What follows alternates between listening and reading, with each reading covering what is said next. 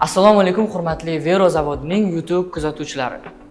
Bugun biz Vero gipsokarton zavodiga tashrif buyurdik va mahsulot sifatini hamda ishlab chiqarish sirlarini o'rganamiz. Mutaxassisimizga esa eng qiziqarli savollarni yo'llaymiz. Assalomu alaykum Umid aka. Va alaykum assalom, hurmatli. Xush kelibsiz. Rahmat aka. Vaqtni ko'p cho'zmasdan bo'lmasam, qo'ldan kelgancha qisqa vaqt ichida ko'proq ma'lumotlarni berishga harakat qilamiz. Inshaalloh. Vero gipsokarton zavodi qanday maqsadda tashkil qilingan? Vero gipsokarton zavodining tashkil topishi o'zi 2017-yilda asos solingan. Asosiy maqsadimiz bu yurtimizda qo'shimcha ish o'rinlarini yaratish, yurtimizda milliy mahsulot ishlab chiqarib, uni dunyoga tarqatish, ya'ni eksport qilib, dunyoga yurtimizni, mahsulotimizni tanitish hamda ichki bozorni, ya'ni o'zimizni xalqi talabini qondirish maqsadida, ichki bozorni to'ldirish maqsadida va qurilish sifatini oshirish, ya'ni yaxshilash maqsadida ish boshlaganmiz, xudo xolasa. Mahsulotingiz bozor talabiga qanchalik javob beradi deb o'ylaysiz?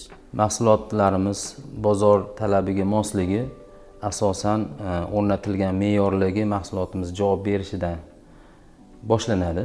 Ya'ni mahsulotni ishlab chiqarishdan oldin o'rnatilgan me'yoriy hujjatlar, ya'ni standartlari bor. Har bir mahsulotning o'ziga yarasha standarti bor.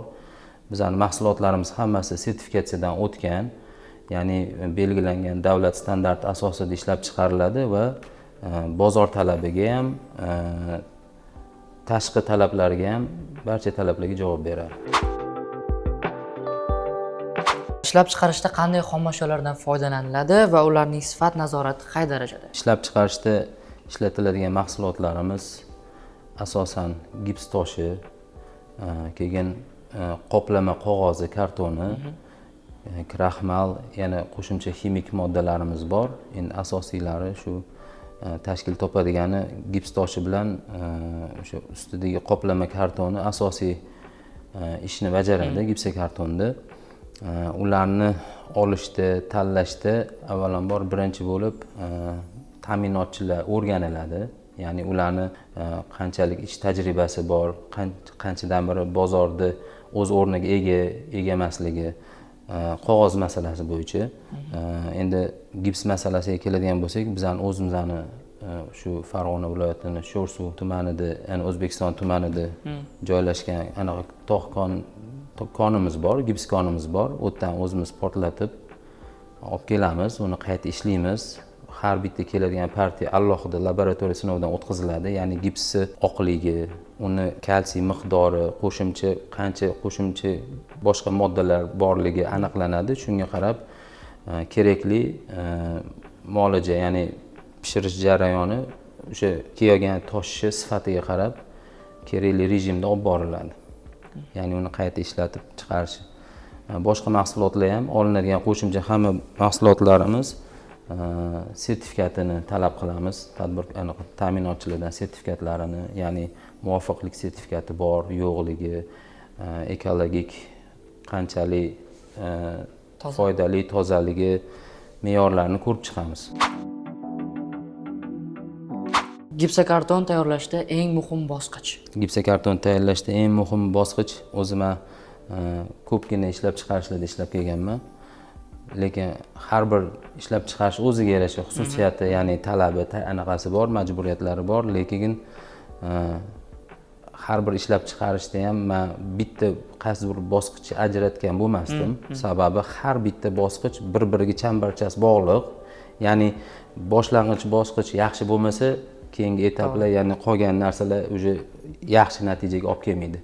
Shuning uchun har bitta bosqich ketma-ketligi bir-biriga chambarchas bog'liq bo'lib, bir-birini sifatini nazorat qilib ketadi. Ya'ni birinchi bosqich, ikkinchi bosqich, uchinchi bosqich. Endi bizda gipsokartonni o'ziga keladigan bo'lsa, ishlab chiqarishga avvalambor o'sha gips kartonni asosiy o'ziga gips bo'lgani uchun boyga gap aytib o'tganimdek, gipsi toshni olib kelamiz, maydalaymiz, un shakliga keltiramiz, keyin uni asosan pechkada endi pishiriladi, kerakli darajada quritiladi.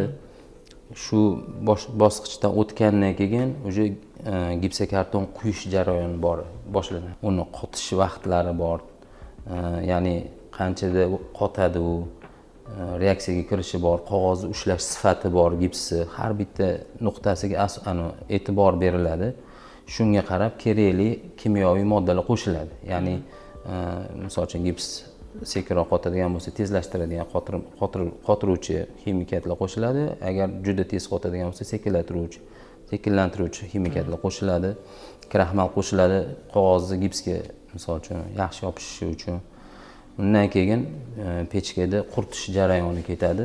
Quritish jarayoni ham eng muhim jarayonlardan bittasi, ya'ni oldingi qilingan ishlarning barchasini sifatini yoki natijasini ko'zda namoyon qilib beradigan jarayon hisoblanadi. Quritish sistemasidan, tizimidan o'tgandan keyin quritish jarayonidan o'tgandan keyin mahsulotimiz уже tayyor holga keladi. Tayyor mahsulotni olib laboratoriyada o'sha barcha normalar bo'yicha, sifati bo'yicha laboratoriya qilinadi. Agar javob bersa, sifati normaga to'g'ri keladigan bo'lsa, keyin sotuvga chiqariladi. Zavodingizda ekologik toza materiallardan foydalanish qanchalik muhim? Yurtimizda olib borilayotgan siyosat, ya'ni toza ekologik mahsulotga o'tish jarayoni ketyapti. Bizda ham asosan ishlatiladigan mahsulotlarimiz hammasi ekologik toza mahsulotlar hisoblanadi. Ya'ni tabiatdan olinadigan mahsulotlar hammasi. Bizda kimik, organik moddalar, qo'shimcha har xil ximikatlar juda kam miqdorda ishlatiladi. Ham ishlab chiqarishimiz ham 95% dan yuqori bo'lgan mahsulotlarimiz hammasi mahalliylashtirilgan. Ya'ni mahalliylashtirilgan ham ekologik toza mahsulotlardan foydalanamiz. Sizdan mahsulot sotib olgan mijoz qanday afzalliklarga ega bo'ladi? Bizning mahsulotimizning afzalliklari avvalambor kesilishi qulay, oson. Turli figuralar chiqarish, ya'ni shakllar chiqarish, uyni bezashda, jarayonni tezlashtirishda oson mahsulot hisoblanadi. Bu gipsokarton mahsuloti qurilish jarayonini tezlashtiradi. Ya'ni devor olish kerak bo'lsa, pardevorlarda vaqti kelsa mebel tizimida ham, mebellarda ham foydalanishyapti bir xil joylarida bo'lishligi. O'zini termal xususiyati bilan bino inshootlarda yoki uylarda issiqlik haroratini tashqariga chiqarib olmaslik yoki tashqaridan sovuq havoni misol uchun devordan zaxlarni o'tkazib olmaslikni, yong'inda yonmaydi. Keyin har xil bakterial mog'ollashlar, anaqalar yo'q. Ya'ni mog'ollashga ham qarshi o'zini anaqalari bor, mog'ollamaydi. Insonning sog'lig'iga ham zarar keltirmaydigan badbo'y hidlar, har xil o'zidan kerak emas odamga, insonga yoqimsiz bo'lgan hidlarni ham chiqarmaydi. Umid aka, berilgan barcha kerakli ma'lumotlar uchun sizga rahmat aytamiz.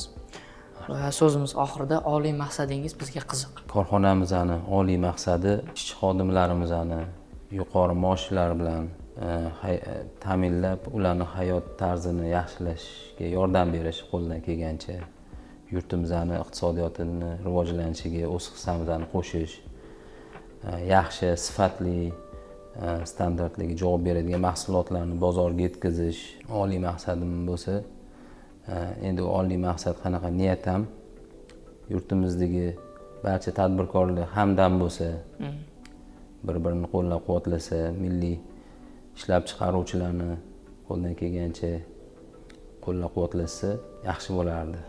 Millat sifatida bir o'zbek deganda bir jamlangan bir jamiyatni dunyo tushunsa, anglasa yaxshi bo'lardi. Mazmunli suhbat uchun sizga katta rahmat aytamiz va suhbatimiz oxirini Veroning shiori bilan tugatsak. Vero gipsokartonlari milliy g'urur va buyuk kelajak poydevori.